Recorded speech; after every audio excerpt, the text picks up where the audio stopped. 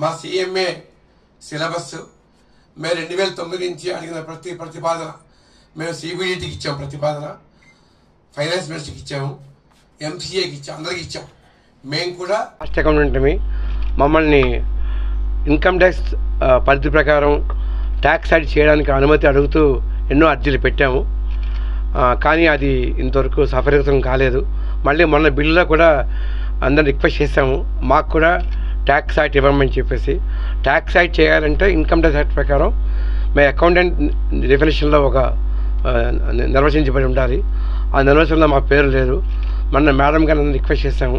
Request చేస్తే మాకు కూడా ట్యాక్స్ యాక్ట్ ఇవ్వమని చెప్పేసి మేము రిక్వెస్ట్ చేస్తాం. ఎందుకంటే ఈ దేశానికి వికసిత భారత్కి వైపు వెళ్ళడానికి చాలామంది అకౌంటెంట్స్ ఆడిట్ రూపంలో అవతరించాలి. అలా ఉంటేనే ట్యాక్స్ కంప్లైంట్స్ రిపోర్ట్ చేస్తేనే వికసిత భారత్కి మనం దోహదపడ్డ అవుతాం.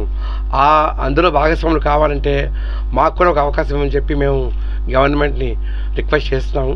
దీనికి మేడం పార్లమెంట్ ఒక కమిటీ వేశారు. ఆ కమిటీలో 31 మంది మెంబర్ ఆఫ్ పార్లమెంట్స్ ఉన్నారు. వాళ్ళలో మేము 25 మంది ఆల్రెడీ కలిసాము, వాళ్ళు రిక్వెస్ట్ చేస్తాము. ఇంకా మిగతా కూడా చాలామంది ఎంపీలని కలిసి మాకు అవకాశం ఇవ్వాల్సిందిగా ఆర్థిక మంత్రి గారిని, ప్రధానమంత్రి గారిని అడుగుతున్నాము. ఇందులో భాగంగానే ఈరోజు ఈ ప్రెస్ కాన్ఫరెన్స్ నిర్వహించాము. ఈ ద్వారా మన ఫైనాన్స్ మినిస్టర్ గారికి ఒక హంబుల్ రిక్వెస్ట్ మా నుంచి ఏంటంటే, ఇంతకుముందు మాకు అవకాశం ఇచ్చారు సోషల్ ఆడిట్లో, సెబీలో, ఇన్సాల్వెన్సీలో, GSTలో. సో ఇప్పుడు కూడా మాకు అవకాశం ఇవ్వండి ట్యాక్స్ ఆడిట్లో. ఎందుకంటే మేము కూడా కాంపిటెంట్ ఇనఫే, మా సబ్జెక్ట్స్ కానీ, మా సిలబస్ కానీ, మా ఎక్స్పర్టీస్ కానీ మాకు కూడా ఆపర్చునిటీ ఇవ్వండి. అన్నీ కూడా వాళ్ళకి ఈక్వల్ కాంపిటెన్సీతో, మాకు ఈక్వల్ కేపబిలిటీస్తో మేము ముందుకు వస్తున్నాము. So kind request to finance minister, kindly give us an opportunity to do tax audit.